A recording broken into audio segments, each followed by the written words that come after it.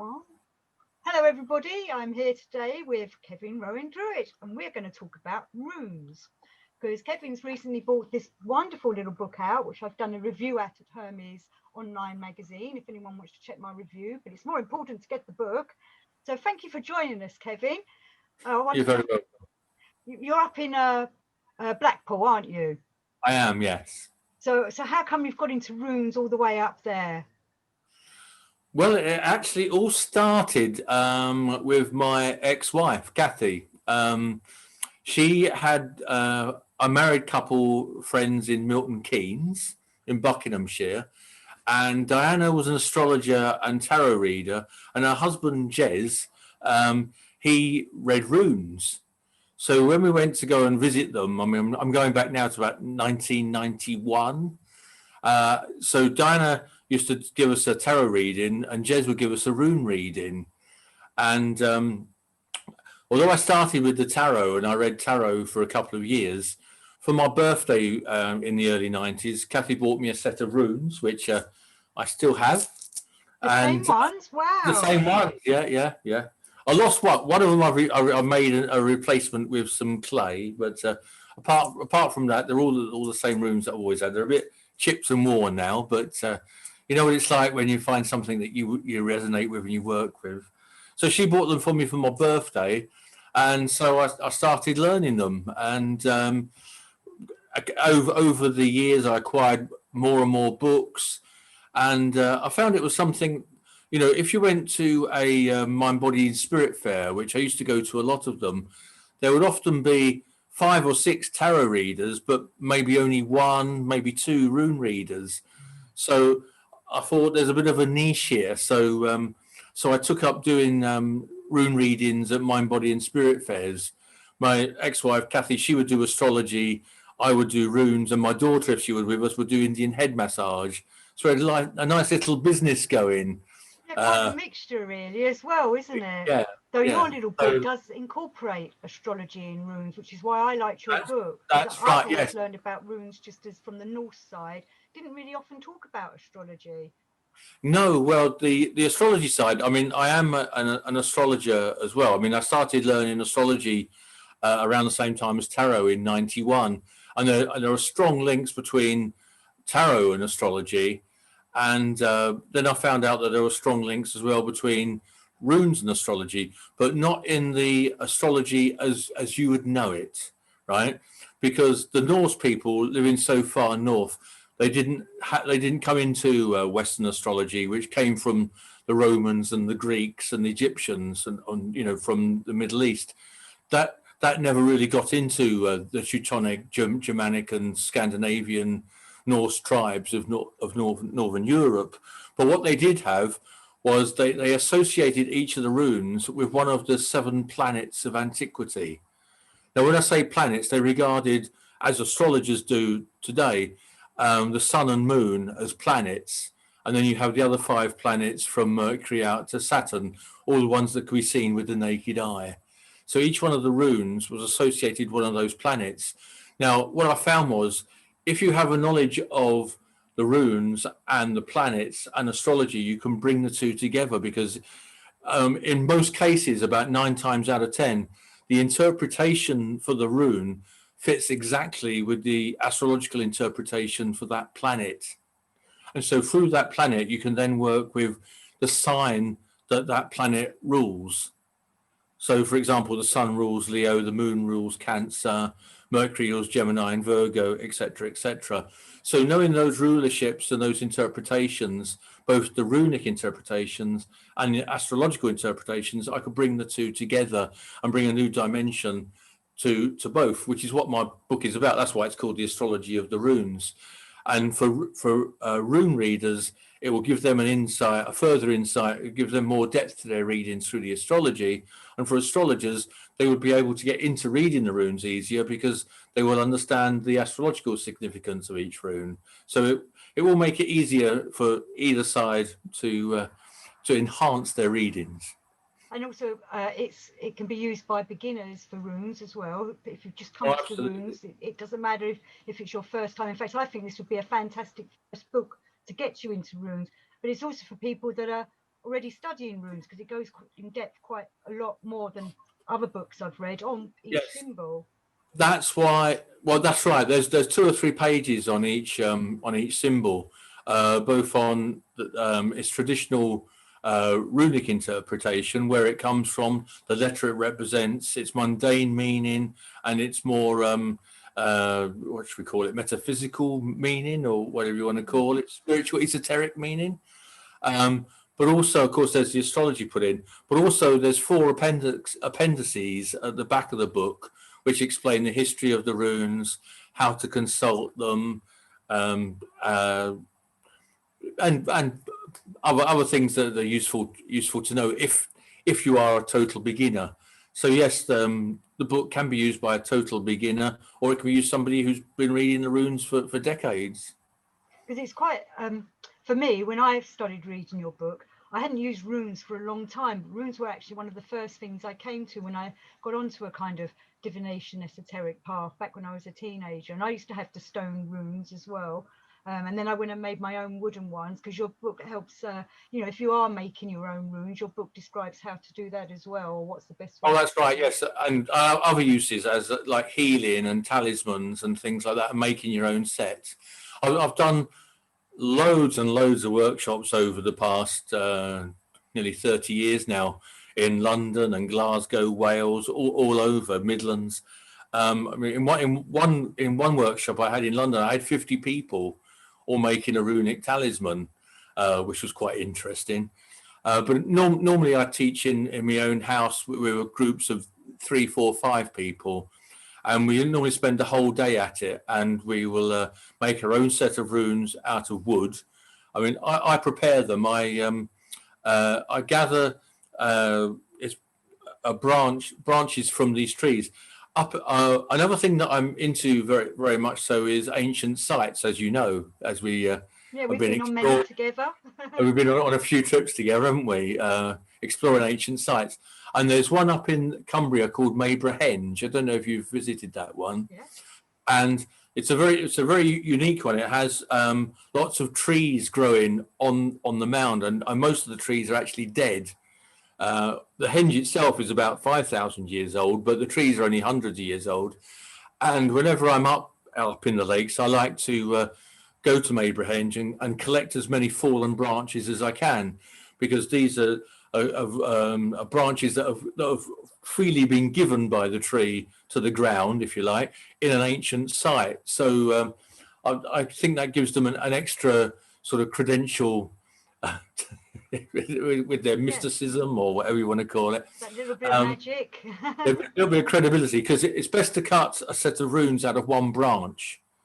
So that's what I do. And of course, you are meant to do it by hand, but unfortunately, I have arthritis in both my thumbs. And although I used to saw them all with a cross-cut saw, I can't do that anymore. So I now have an electric tile cutter that I cut them with. It scares the life out of me. I'm sure one day I shall take a finger or 2 off with it. No. But it does have a safety shield on it. But sometimes the branches catch, you know, and it gets flicked up and all that. It's quite dangerous. So I cut 25 out of that and bag them up. And these are the ones that I give in their raw state to when people come to do the workshops, and they have to sandpaper them down themselves and then mark each rune with a red pencil. It's red because the traditional way was to carve them with a knife and then put your own blood in them. That would give you a life force to them.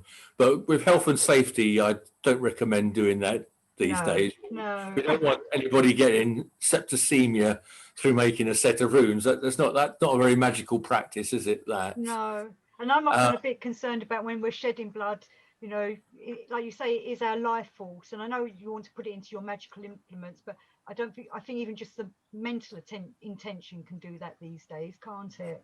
Yes, I fully agree. It like with everything magical, the intention, what's in your heart and your mind, is the important thing. That's where the magic comes from. You don't have to literally slit your wrists to do magic. And also teach people to to write spells, because the runes are a magical alphabet. The Norse people actually didn't write things down in any sort of mundane way. They said that the runes they beheld them as sacred. They were only, the meanings of them were passed orally. There's actually a rune answer which means mouth, which shows how things were passed from father to son, mother to daughter, whatever, parent to child, because they had an oral tradition. They didn't actually write things down. It was only for magical purposes, such as protection of their properties or their weapons. They would carve their name in runes on the sword, or commemorating great victories in battle. This is where the word runestone comes from. In Denmark and Sweden and Norway, you have these stones, and they have all this runic writing in them. Of course, it's in Norse, so I can read runes, but I can't read Norse. So I could tell you what all the letters are, but I couldn't actually tell you what it means. Also, the Norse people didn't separate one word from another. It was just one long chain of runes, one long line. There's no punctuation. These days, when someone writes something in runes, they put a dot between each word, but they didn't do that in the old days. So it's very difficult often to understand. But often it will say, Thoris Thurgesson put this in honor of his father who won a great battle, here. But there's thousands of examples of this in Scandinavia. But in Britain, because we were invaded by the Vikings, there are over 50 examples of runic writing in Britain as well.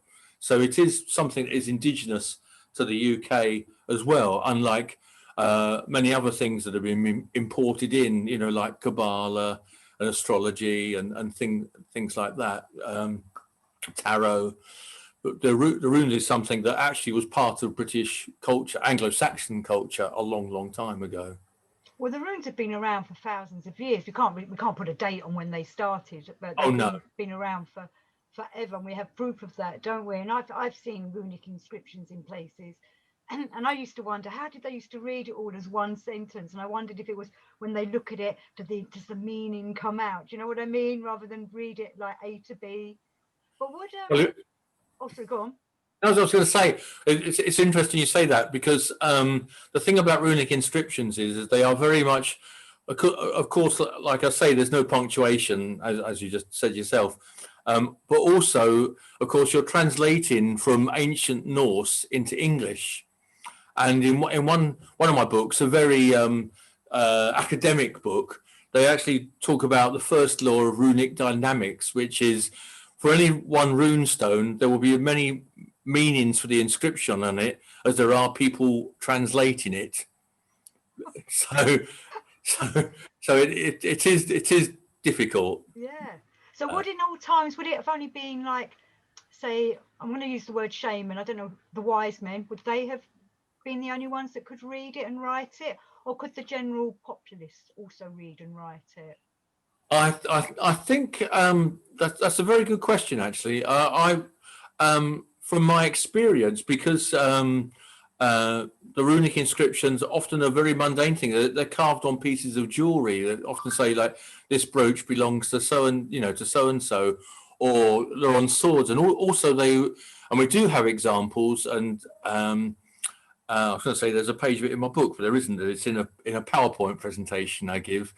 They were used in markets when people would go to the equivalent of a Viking market, like after the harvest, where there would be sacks of grain and vegetables and that sort of thing. They would have an auction, or their equivalent of the auction, and whoever the lucky merchant was that had sold or bought that, they would get a piece of wood and carve their name on it, and then it would either be attached to the sack with a bit of string or twine, whatever, or actually physically stuck into it. A lot of these merchant labels, and there are examples of them. They were made because they were carved in wood, which we'll probably come on to about, because there's a reason, because the runes are carved in wood, and it's very difficult to carve curves in wood because of the grain of the wood. This is why all the runes are made of straight lines.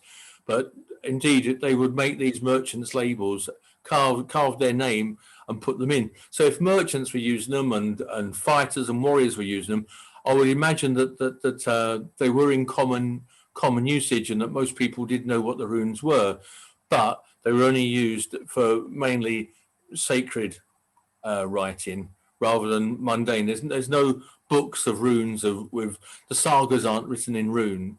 You know, the ancient stories, you know, the elders and the sagas and all that aren't written in runes. You know, they're written in Norse. That's interesting. Okay, so it was like there was two languages going on, but right, even though, so would it have been like shaman-y type people, the wise men, or like the priests of that era? What type Well, would they have been? again, I'm not a follower of the northern tradition, as it's Right, called. okay. You know, I'll put so you on the spot, sorry. no, that's fine. That's fine. I mean, obviously, you know, I am a pagan myself. I mean, I'm a Gardnerian is my path. Sorry, you have to But say of that course, again. You broke up then. You're a, so I'm a Gardnerian witch. so from Gerald From Gerald Gardner. Gardner. That's right. Yes. So my lineage goes back to dear Gerald. You know, through the coven that I'm in and all that. But of course, I've been a pagan for nearly 30 years, and pagan, of course, as you know, is a very umbrella term.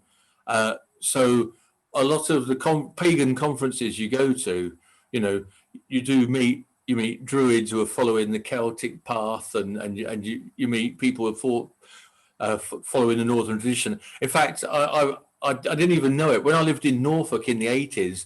One of my friends was actually a shaman, and another one actually was he was actually the president of the Pagan Federation of Great Britain, a guy called Pete Jennings, who's written many books about the Northern tradition.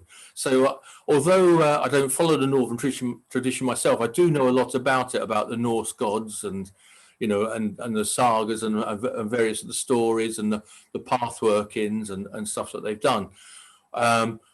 Whether the Viking people had an actual shaman or a cunning man or a wise woman or and that, I don't know. I do know that there was a branch of the Norse. Now, correct me, I might not get this right, but there is a branch of witchcraft within the Northern tradition. There's something like the say or the seer or something like that. They're called. Yeah, I think I can't quite figure it out in my head either. I did know something about it, but I only really know about Odin because I really liked Odin. I never looked at any deeper into it really. Oh yeah. Well, if when in the runes, there are lots of the runes are associated with different gods and goddesses.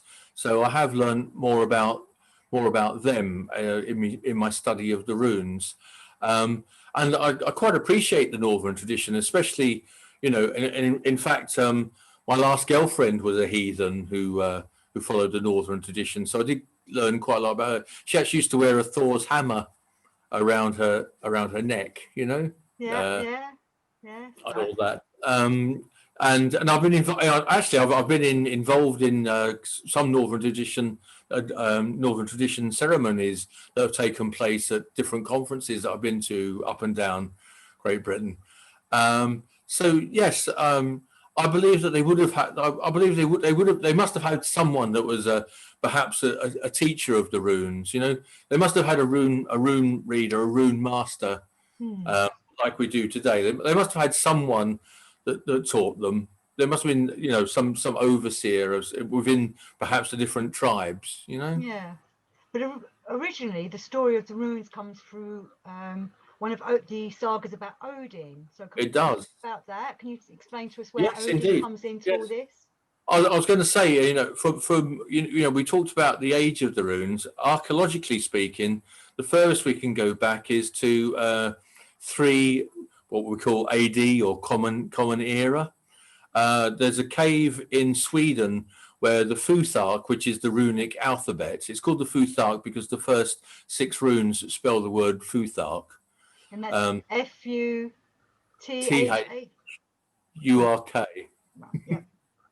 It's a little bit complicated because the the third rune actually is the letters T and H combined. It's the rune thorn, and it's th. So if you were writing a word like truth, you would use the rune Tyr for the T at the beginning, but the TH at the end. You wouldn't use Tyr and Hegel, those two runes, for T and H. You would actually use thorn, thoth. You TH. So so although I say it's the first 6 runes, although there's 7 letters. So some of the runes, they're not just one independent letter like A, B, C. Some of the runes are there's only 2 of them. The sounds. There's th for thorn, TH, and there's ing for NG.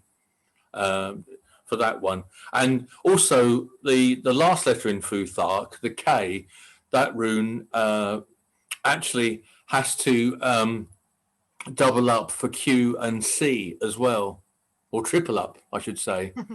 In fact, also there's no rune for V either. A bit like in German, we would pronounce it Volkswagen, but it's Volkswagen, and it means the car of the people, So for my own name, like Kevin, if you write it in runes, you have to use for V, you have to use one of the runes that sounds like that. And I've had some use the rune for W, which is win, and I've had others use the rune F for Kefin, Feo, the first one, F, because Kefin sounds like Kevin.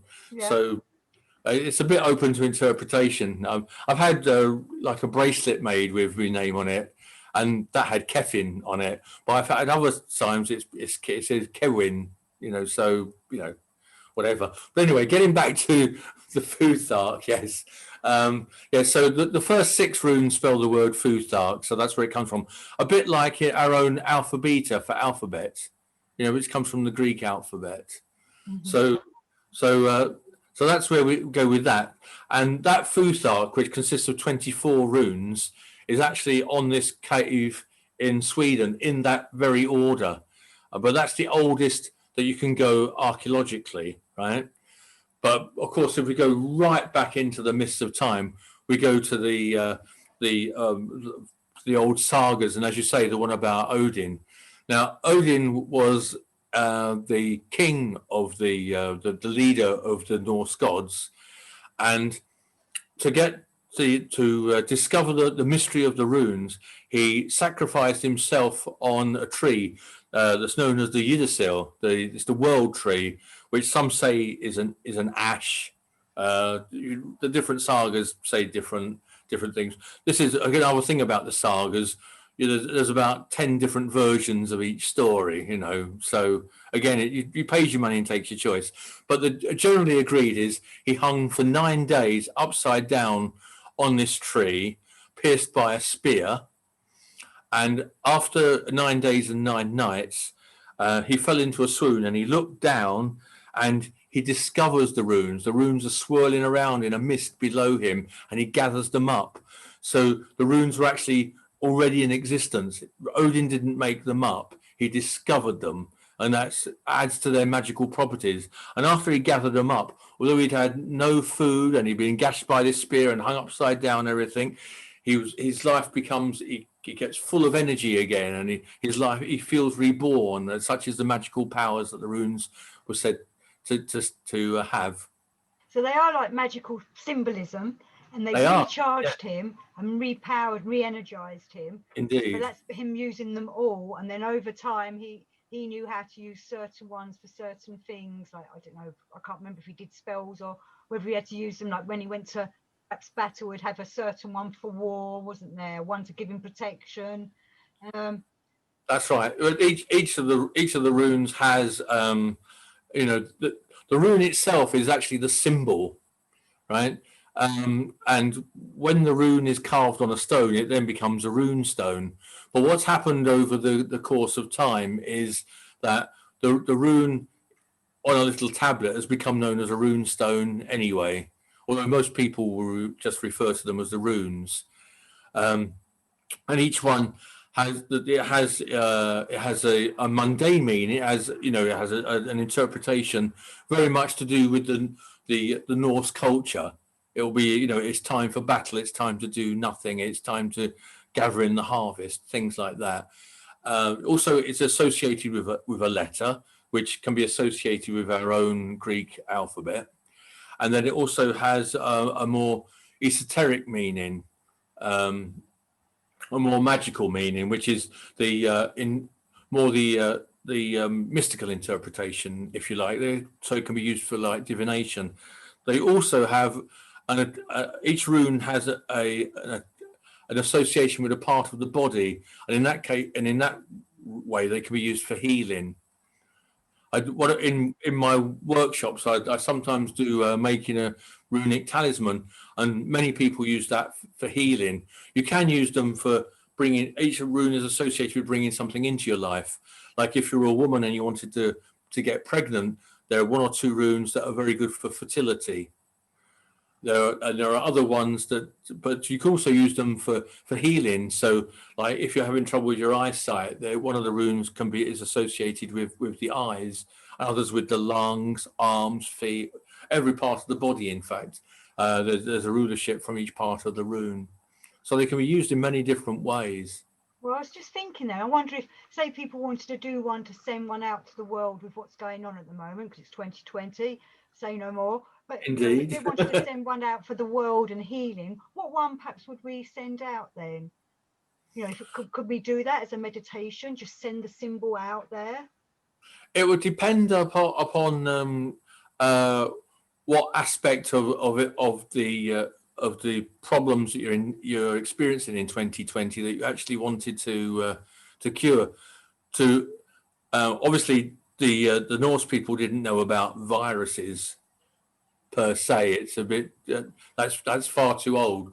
But for protection, for example, a good rune to use is Eof, and that one looks like an outstretched hand. It's 3 points up and one down, so it looks like a Y with an extra vertical line in the middle, and that one is very much used for protection. So if you wanted to protect yourself from the virus, that would be a good one to use. You'd make a talisman to wear around your neck, or if you're a woman, you could wear it in your bra, or if you're a man who wears a bra, you could do it. I'm not going to be sexist about it. Or you could have it tattooed on you. Or the more common thing is to write it on pieces of card and put it in the windows and doors, every entrance into your house.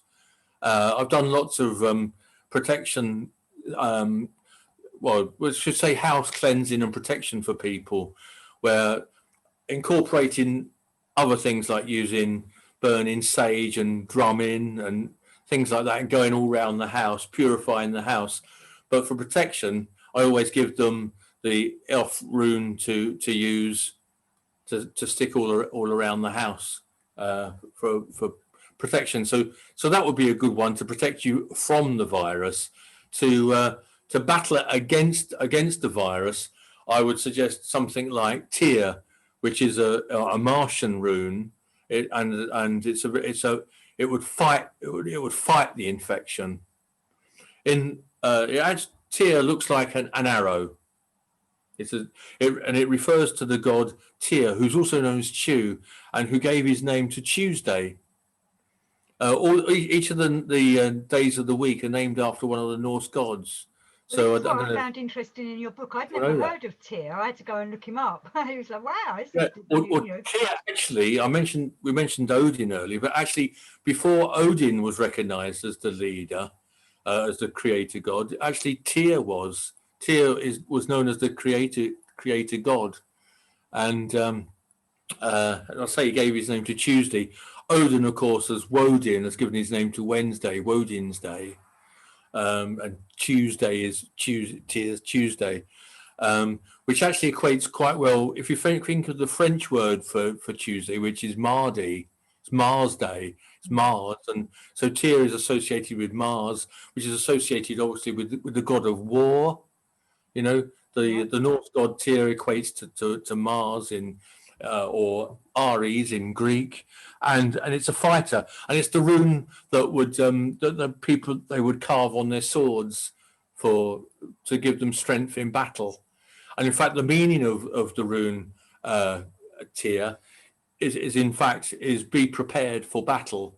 So obviously we're not advocating going out and smashing someone's face in here with a baseball bat. What we're talking about here is if you're doing your driving test, be sure that you're genned up on all your preparation, that you've had your lessons, that you've got your confidence. Maybe you've done some meditation, you've had practice lessons, you've learned the highway code. Be totally prepared, because it's that old adage, fail to prepare, prepare to fail. Right? So it's that old adage. So tier is always a good thing in a lesson, in a rune reading, which obviously we'll come on to. But where it appears in the reading, it can show the person is prepared, or telling them to be prepared, or saying you will be prepared in the future. But so that would be a good one to use to fight the infection. Would be tier. If you had no stones or wood around, it's just as fine just to draw one on you. I know you said tattoo earlier, but you could even just draw one on you, couldn't you? That's right, yes. Yeah. Well, obviously it doesn't have to be a permanent tattoo, just a marker pen.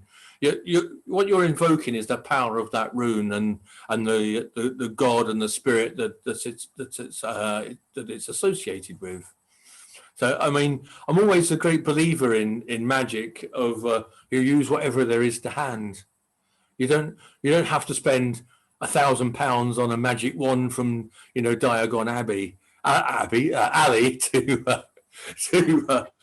for it to have it, and you don't need all the expensive robes and a nice altar and all these candles that are made by some shaman in Tibet or something. You use whatever you got to hand, because as we said before, it's the intention that counts with magic. That's the important thing. That's where the power comes from within you. You are the only thing that you really need. The use of the runes or tarot or astrology or anything else that you're using is merely a tool to help you focus on your intention and what you are doing. Yes, and one of the important things in this kind of work, okay, it's great when you first start out, you want to go and buy everything, like you want to have the best of everything, but after a while you realize that if you make it yourself and you're putting that intention in, it's usually a better tool for you. Absolutely. The sort of golden rule there is the more you put in, the more you get out, which is true of anything, really. I mean, the more you put into your art exam, the better your art will be, the higher grade you're going to get with your art exam. But of course it applies to anything, but very much so in the esoteric and the magical world and the world of any sort of spiritual study. The more meditation you do, the more knowledge you'll get, the more you'll attune with higher powers. And obviously it's lovely to go out and buy a nice set of tarot cards or get a nice set of runes, but it is lovely if you can make them yourself. And I have made many sets out of wood. I had a friend that gathered pebbles from a stream and made them from that. I've had other people make them out of shells. Any natural object, anything that you naturally work with, you could knit yourself a set of runes if you wanted. I don't know anybody who has, but in theory you could. Let us know if you have, because that would be quite interesting to see. Especially if you went and sheared the sheep yourself and spun the wool yourself. Obviously all the time you're doing this, you're thinking of your excuse me, you're putting in your magical intention into what you're doing the whole of the time. So again, as I say, the more you put in, the more you get out. So we would sorry, go on. I was going to say, but it is important. There aren't that many rules with regard to the runes, but one I would say is one of the rules that have sort of come down is that you should make them out of natural materials. So that could be crystals, shells, wood, metal, anything natural, but don't sort of get a plastic craft kit and make them out of plastic. No, we don't want no plastic. There's enough plastic in this world as it is. Oh Yes. gosh. Well, the Norse people believed that everything, every thing on the earth, every stone, every tree, every branch, every flower had a spirit, was magical, had a life force of its own. Yes. So, but things like plastic don't, do they? I mean, I know that they're made from oil, but But it's then corrupted, isn't it, and put it has through a been corrupted. Yeah, process, so it's not natural anymore. that's right. You know, I used to be quite anti all that kind of thing. It has to be natural. Everything has to be natural. And I had someone arguing, well, it came from somewhere on the planet, but that's not the point. It's then what it's been used into, isn't it? And plastic's not Yes, good for the planet anyway. I could go on and on about all that kind of thing. So it's kind of, exactly. you know, and this magic comes from the energies, and like you say, and the elementals that, if you want to use that word or whatever you want Yes, to believe in, yes, that live yeah, in the natural things. They're there to help you. Many people will probably laugh or poo-poo me when I say about elementals, but you know, I believe they're in there. I've seen them myself. I've seen them coming out of the fire. You know, you have your fire elementals, you've got your stone elementals, and your gnomes or whatever that live in the earth, and the ones that come out of the trees. But you know, you've got to have the eyes to see them or want to see them. indeed. But we were saying about using them like kind of as talismans, but you can also use them for divination. Do you think it's okay to use these kind of things for divination? Very much so. What I find, I mean, I've been using the runes for divination now for say nearly 30 years, and what always amazes me is that even if the querent, the person asking the question, doesn't tell you what the question is, the runes will always answer it. That the querent will understand it. I will just read the runes and say this is what it's saying, and they will say, oh yes, and they totally understand it. And then often afterwards they'll tell me what the question was. So the great thing about that is there's no way that you can make it fit. You know, the runes are telling you what the runes are telling you. I can't say, oh, you know, if somebody says, am I going to come into money? You say, oh, yes, you got this rune. That means you're going to come into money. No, it doesn't work like that. So that's what I like about the runes.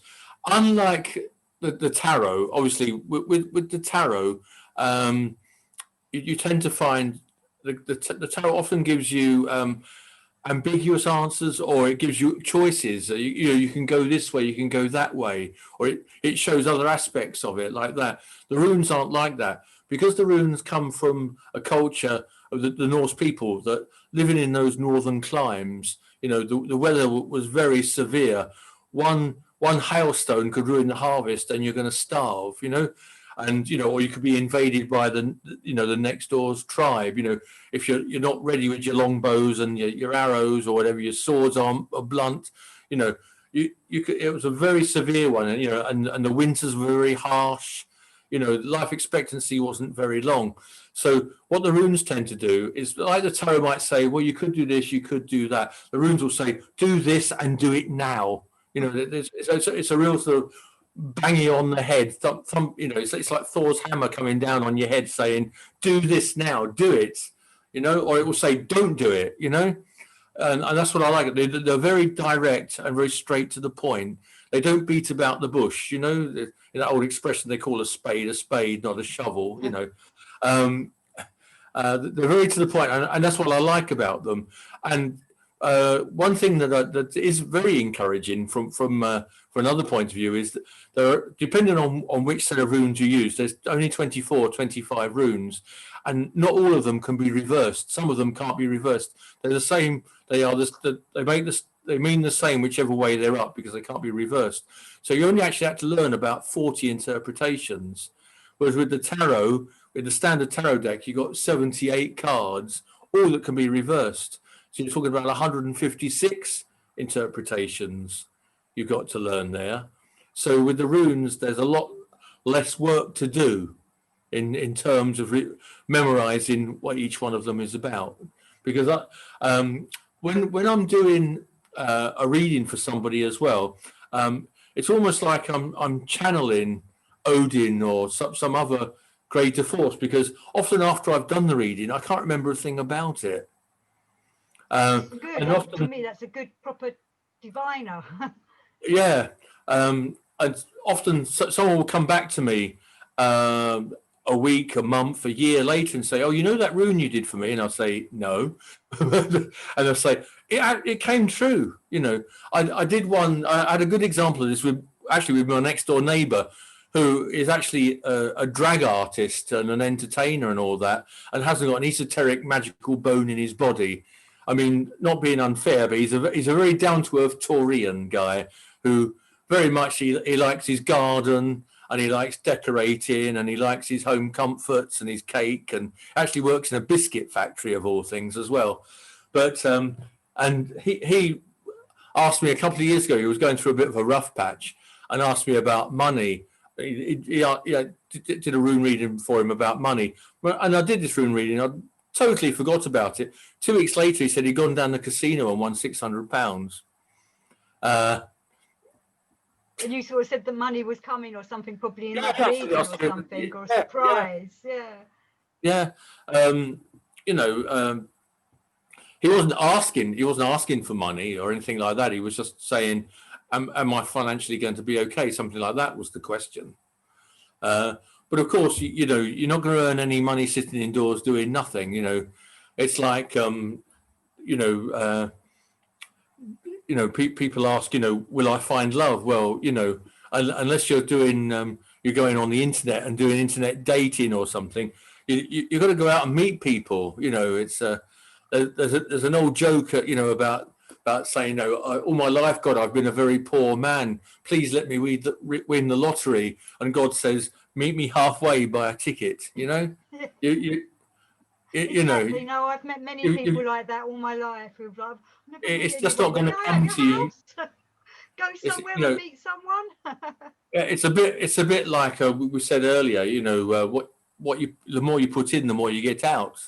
So the more you go out and meet people, the more likely you are to find your soulmate or whatever you're looking for. You know. Yeah, because you could be doing a reading, asking, "Am I going to meet someone?" And you could be saying yes, yes, yes, and then you sit at home waiting. Well, you're not going to meet them because you haven't gone out the door. Because they're not going to come to your house. They don't know where you are or who you are. Do you know the story of the guy who built Port Miriam? Do you know Port Miriam in Wales? Yeah, I did used to know the story, but I can't remember it. So you tell us. No, it's this guy, this rich guy. For those who don't know, Port Miriam was the village, the fantasy village that was used in the filming of The Prisoner in that 60s sci-fi series. You know, I'm Not a Number series. I'm Not a Number, yes, number 7 and all that business, yes. Yes, well, the guy who he lived actually in a village just up the coast from Port Miriam, and he wanted the divine to show him where he should build this village. So he sailed a boat all around the British Isles, only to find that the place he had to build it was right on his doorstep in the first place. So I'm sure he had a lovely trip anyway. Yeah. Well, it's the journey, isn't it? Yeah, you know, the journey. Seeking you shall find, you know. So he had to go all around Britain, and then God's hand came down next door. Yeah. I used to go. I lived in Wales for a long time, so I went up there once. A fantastic place, amazing little house. Yes, I've been there myself. Yes. Yeah, and still looks the same as when it was the Prisoner TV series. So it's not changed. A lovely place. Don't think it has any association with the runes, but you never know. So if someone came to you for a reading, how would they go through a reading then? What would happen? They'd come, sit before you? Yes, usually the reading can take many forms. There are many different ways of doing it. There are a lot of traditional ways. One's called Heimdall's. Heimdall's another Norse god. Heimdall's 8. There's Thor's hammer. There's all sorts of different ones. But I like to keep it a bit more simple than that, from the way that I was taught to do it by Jez and Diana all those years ago in Milton Keynes, you know, back in the early 90s.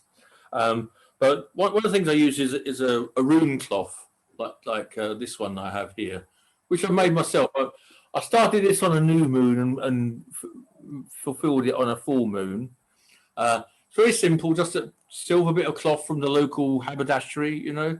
I didn't do the stitching, my ex-wife did that for me. And then on the full moon, I drew round the mystic magic washing up bowl to make this circle. Right? Uh, and one of the simple readings you can do is take all the runes and drop them from a height. Ask the question, in your mind, and drop the runes, and then you can read them on what's inside the circle, and facing up is how you read them. But I find that's a bit too generalized. There is a drop reading that's called a drop reading for obvious reasons, and there is one that I use in an astrological way, which I actually do mention in my book. There's a picture of the cloth in my book, how I use it, where I combine the runes and astrology in my book. That's it. That's upside down, but that's the reverse way. Oh, yeah, when it comes out, when it's recorded, it'll be the right way round. So you're actually holding it upside down. Oh, am I? Oh. But yeah, that's fine. The cover actually is it's my birth chart with the word runes written across it in runes. That was all. But anyway, study this chart and learn all about you. You can indeed. Yeah. Now, the simplest way of consulting the runes is a simple one rune, and you can't get much more simpler than that. And to do that, the person will come to me. The querent will come to you. We'll sit opposite sides of the table. I will have the cloth out anyway. Maybe burning some incense and have a candle just to get some atmosphere and to concentrate your mind. You don't have to. I've done it in up in stone circles with the sun beating down, whatever. You don't have to put on all pretense of we're having a mystic experience here, but it is nice to help focus your mind with a candle or some incense or some music or whatever, just to take out the background noise so your mind is totally focused. And you just swirl the runes round like this in the bag. And the traditional thing is to say a little prayer to Odin, saying, Almighty Odin, help me with the wisdom of give me the wisdom to do this rune reading. But you can say it to any gods you like, really. It doesn't matter, whatever you believe in. Call upon them, whether that be Pan or whoever, whatever deity, Isis or whatever deity, path you're following. So anyway, I will say that. Then I will hand the runes to the person, tell them to swirl the runes around and to think of their question. Now, the important thing about consulting the runes, and this is very much actually equates with astrology, which I'll come on to in a minute, is that ask a silly question, get a silly answer, right? So, if you're being very flippant and think this is just some sort of parlor game, that's not the way to consult the runes at all. It has to be something that is really troubling you, whether, if it's about your partner or your job, or a court case that's coming up, or something, or you're having trouble with your car, or something that is really playing on your mind at that time. Obviously we're in it's 2020. It can be a friend of yours that's got the virus. Are they going to recover, or something like that? Whatever it is, but it has to be something that is really troubling you. This is exactly the same in astrology, in a branch of astrology called horary astrology, which is set to answer a specific question asked at a specific time. And again, it has to be the thing that's really bothering you. This is the traditional astrology that people like William Lilly did in the time of Elizabeth I, with the Great Fire of London. William Lilly was one of the greatest astrologers that Britain's ever produced. And he did thousands of readings for people of things like who stole my fish, things like this. In fact, but he was so accurate an astrologer that actually they thought his prediction for the Great Fire of London was so accurate that they sought to arrest him as actually starting it. Fortunately, he was actually in Hampshire, well away from, because of the plague at the time. He stayed well out of it. Yeah, anyway, they also tried to have him for witchcraft, didn't they? Because of that, they did. Maybe he started it that way or something. That's right. Mm-hmm. But the important thing is, like if you were consulting a horary astrologer 400 years ago, or going to a rune master, a rune reader now, the important thing is that should be something that's very important. So if I was going to ask, this is often what I do before I do a workshop or a talk on the runes. I actually do this myself and ask. I would like the runes to comment on how my talk with Debbie will go. So I'm doing that now, and I pull out Jara. Ah. Right, yeah, we can see it now. Yes. Yes, the Jara means harvest, and again we come back to the theme of what you put in is what you get out, because Jara is a neutral rune. I say it means harvest, and it shows two symbols moving around each other in total harmony. It equates to the sign of Libra, which is about the balance, the scales, justice. And in terms of that, the harvest in this case, it's the diploma that's handed out to the hardworking student, and it's the life sentence that's handed out to the murderer. So it's, as you know, as you sow, you shall reap, and that's what Jara is about. So this would imply that my talk with you today will go as good as the effort I put into learning the runes and what we're talking about in the first place. So, and I would say that's quite pertinent and appropriate. Yeah, it has, because it has been very, well, obviously you are knowledgeable of it all, and I think it would be, anybody that's watching this would reap a lot from it. Reaping the harvest. Yeah. Yeah. So, because I think we've put forward a lot of fruit and harvest for them to digest. So that's great. Food for thought, as they say. Yeah, yes. Food for thought. Exactly. Yes. That rune is also associated with the autumn equinox, when day and night are in balance. You got 12 hours of sunlight, 12 hours of daylight. And that wasn't long ago. Night and day. So. Also the yin yang symbol, if you like. It's a bit similar to that. I'll put it back in the bag now. But anyway, yes. Saw it earlier. I'm sure people can see. So that's the simplest way. In fact, some people that follow the Northern tradition or work with the runes very closely, well, the simplest way is you wake up in the morning, you have the runes by the bed, and you say, I would like the runes to comment on the day ahead. And then you just pull one rune out and you think, I better stay in bed today, or I better go to work. This is the day you're going to complete something. I'm off to the seaside, or whatever. Have a lazy day today. Yeah. So well, there is your advice for the day. Yeah. Well, there is one rune, Is, which means ice. It's a Scorpio rune, because Scorpio is the fixed water sign, and what is fixed water if not ice? Ice, yeah. So and it's a line, isn't it? It is a line. It's just a simple horizontal line down.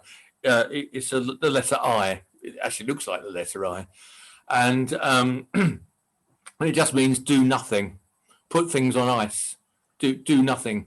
So you could interpret it as stay in bed, or you could mean just don't do anything out of the ordinary. Take care. Yeah, or it could mean don't mess with it. If you I need to fiddle with this, it's like, no, don't leave it. No. If it's not broke, don't fix it. Yeah. So that. Oh, go on. I was going to say, if anyone wanted your book, where would they get it from? They can only get it from me. I mean, there are a couple of bookshops. I mean, the Atlantis bookshop in London, near the British Museum, has got a copy. But I mean, and also.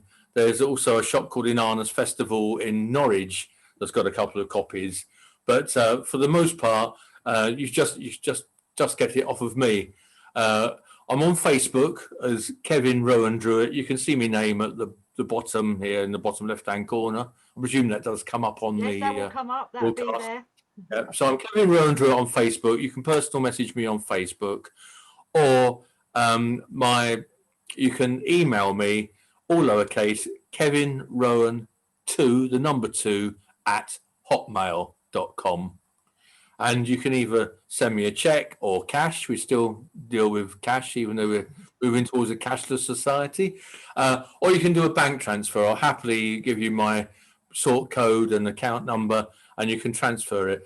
And I mean, obviously, if you're in the Blackpool area, you can call in on me at my house. I live at South Shore in Blackpool, and I will give you a copy.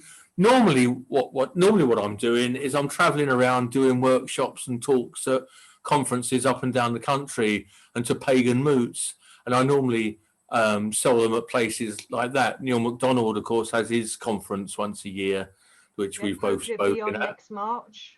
Hopefully next March in Preston. I mean, I've spoken about 6 times at Neil's. I normally have a stall at his. So normally I'm selling them at conferences and workshops and things face to face.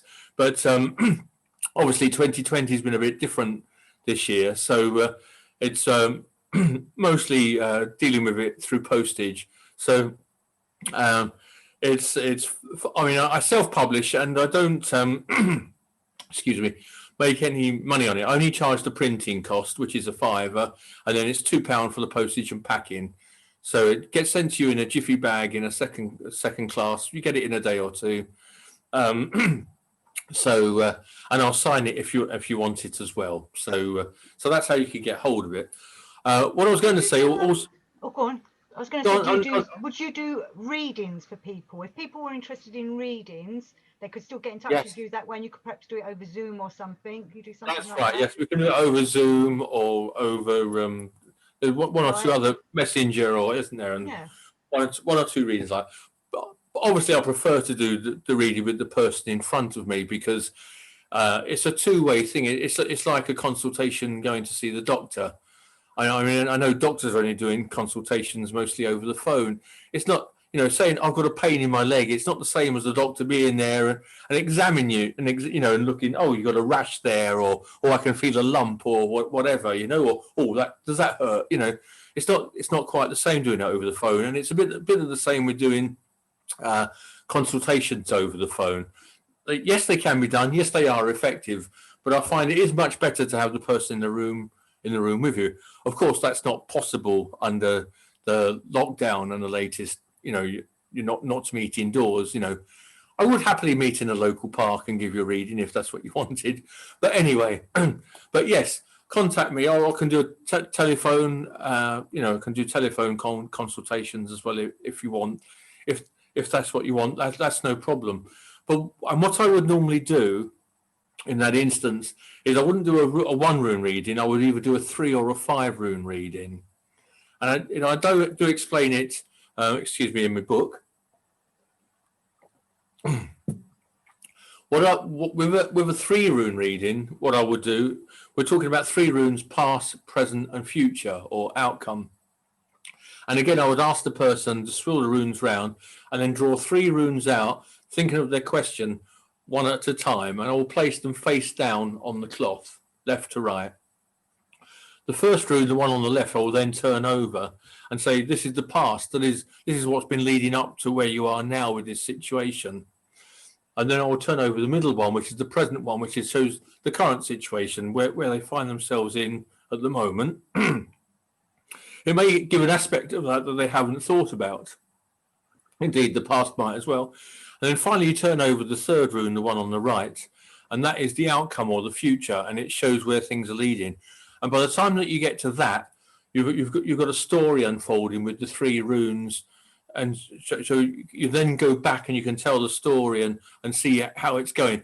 And usually the person, I find 9 times out of 10, they totally understand what the runes are saying and where they're coming from, because it's the runes that are doing the speaking. It's not coming from me. I'm just a conduit, I'm just saying what that rune means and the different ways in which it can be interpreted, and they will find their own way.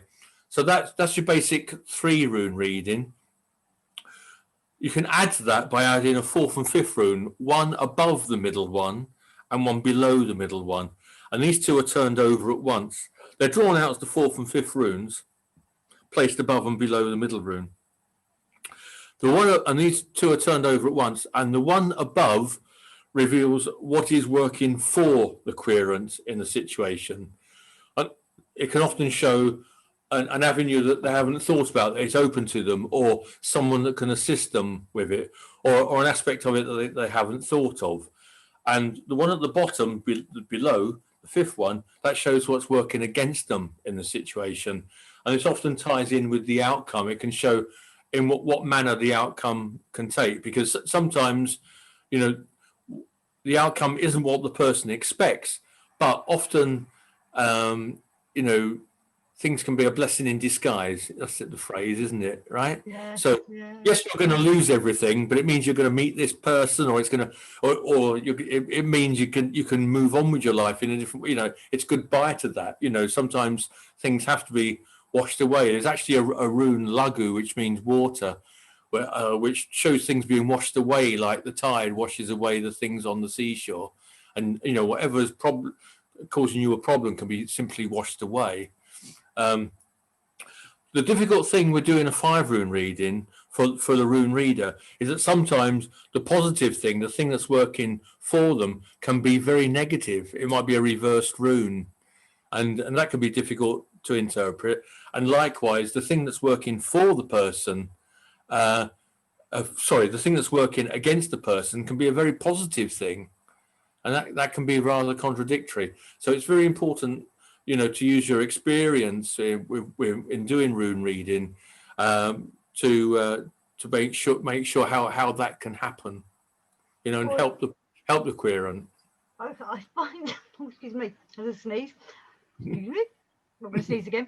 I find sometimes with when I used to do divination for people, they came looking for a certain answer, and if they weren't getting that answer, they're not happy.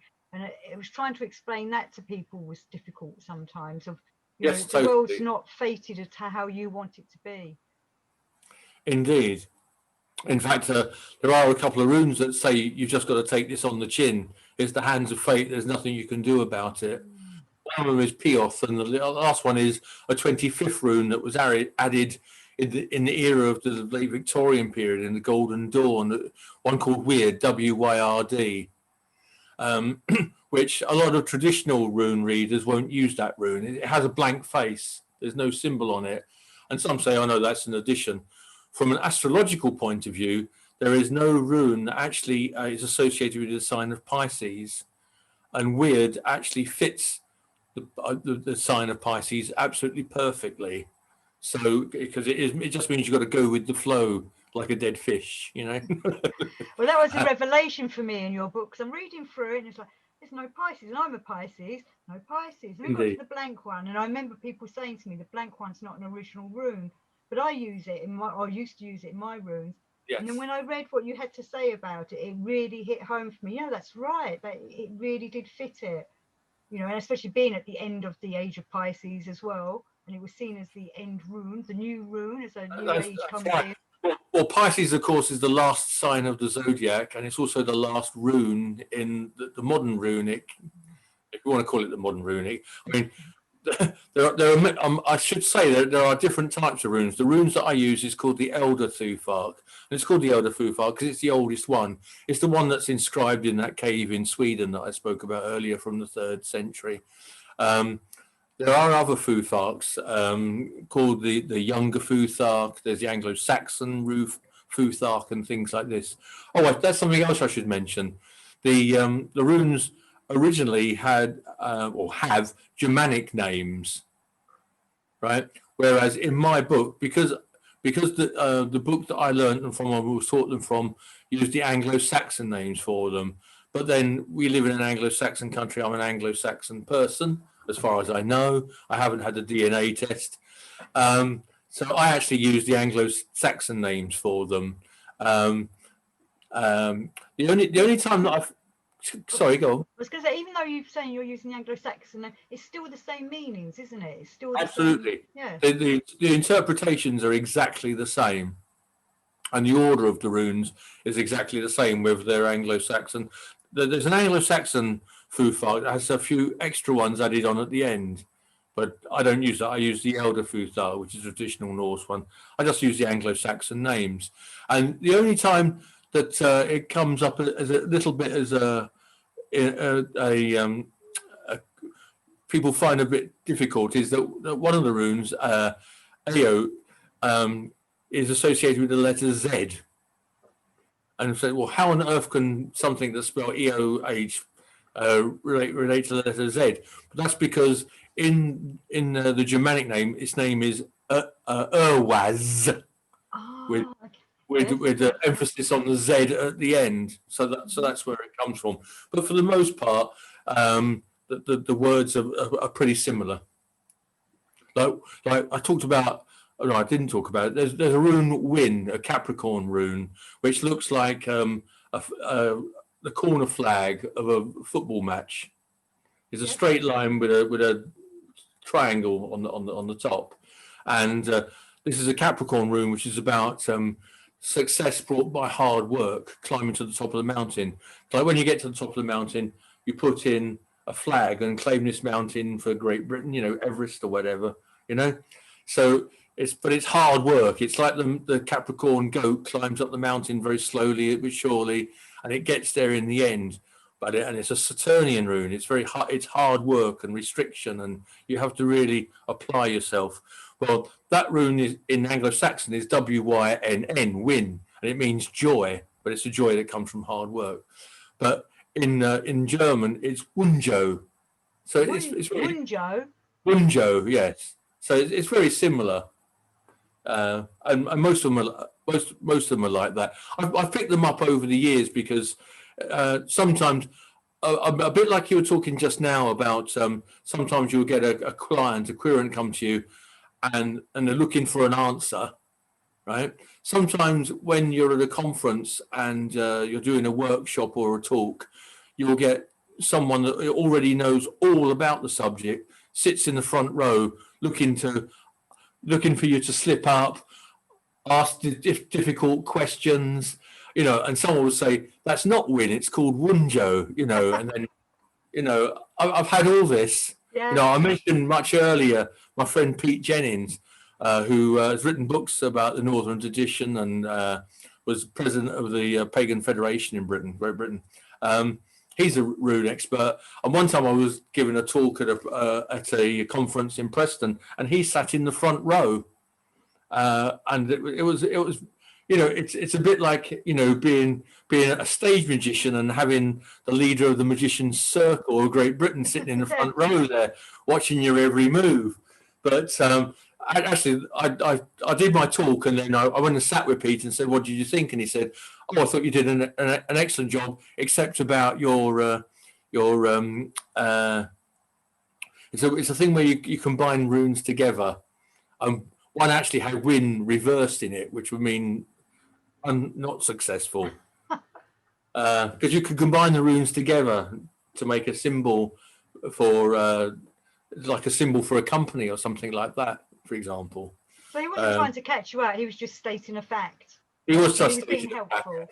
But I've had people at workshops or talks nodding knowledgeably that oh yes, what you're saying is true, or shaking their heads, oh, I don't agree with that, But that's part and parcel of giving talks and being workshops. I mean, I'm only there to spread the knowledge. You take it away. If you want to believe, you can read other books. You'll get a slightly different interpretation. Okay, that's fair enough.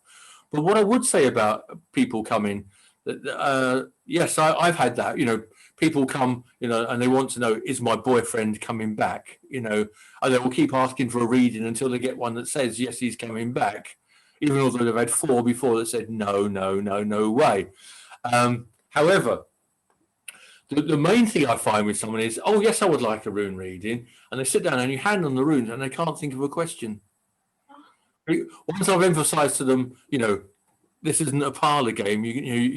It's got to be something that is all encompassing you, something that you're really concerned about. This is something that is really troubling you. Don't ask a stupid question. Then it's like, oh, I don't know. Oh. To those people, I then say, ask the runes, what do I need to know? Yes, that's very good. Yes. And that is a very good starting point for someone, because then they get that and then they go, yes, now. And then they have a second read. It focuses their mind, and then they know exactly what the runes have said. You need to concentrate on this. Then they can ask a question about that specific thing. So it works very, very strongly. I found that works very, very strongly like that. Yeah, I wish I'd had people tell me that, because I sometimes used to have tarot readers want to practice on me, and it's like, I don't have a question. But if they said something like that, that would have been much more helpful. Yes. Yeah, I mean, you can say, would you like a general reading? But I think it's much better. I think a better question is, what do I need to know? Because it's much more specific. A general reading can end up a bit sort of wishy-washy.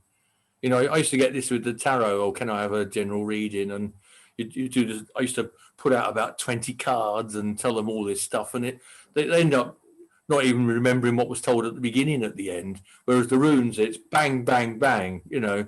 So we should be using these to find things out, shouldn't we? To help us, to help ourselves, or it's to help your soul, or just you on your path, whatever that path is. Very, very much so. The runes can be interpreted as a journey as such. They are divided in the 24 traditional runes. They are divided into 3 sets of 8. They're actually called 8s, A-E-T-T. And each one of those 8s, the first one is ruled by a god or goddess. Like the first 8 is ruled by Freya or Frigg, who is the wife, sister of Odin.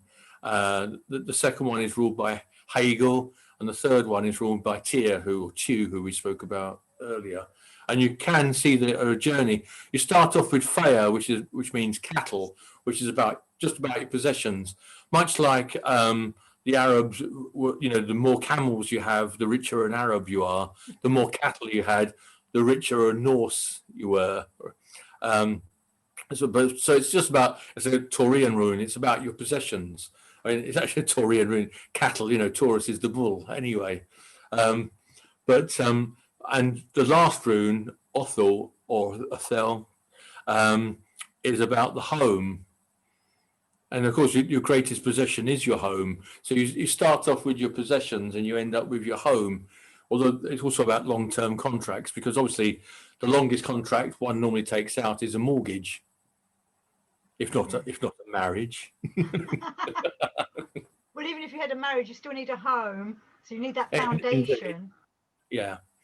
And of course, it's what couples usually, it's their biggest joint commitment, isn't it? Is a mortgage, you know, because it's 25, 30, 40 years these days, you know. So it's a very long-term thing. It's all about long-term contracts. Another Capricorn rune. Well, thank you very much, Kevin. So people, definitely this little book here is fantastic for learning about astrology and runes. And please contact Kevin for them. Do you want to just give your email again? You can find you on Facebook, and your email is? Yes, my email is, it's all lowercase, Kevin Rowan, as in my first 2 names, the number 2, and then at hotmail.com. Super. Thank you very much, Kevin. It's been brilliant. I look forward to Thank you, Debbie. I've really enjoyed it. It's been lovely to talk to you. It's been very Jara. I'm going to use that. Just say the word Jara. Jara. The runes were right. Yeah. Thank you. Thank you. It was lovely.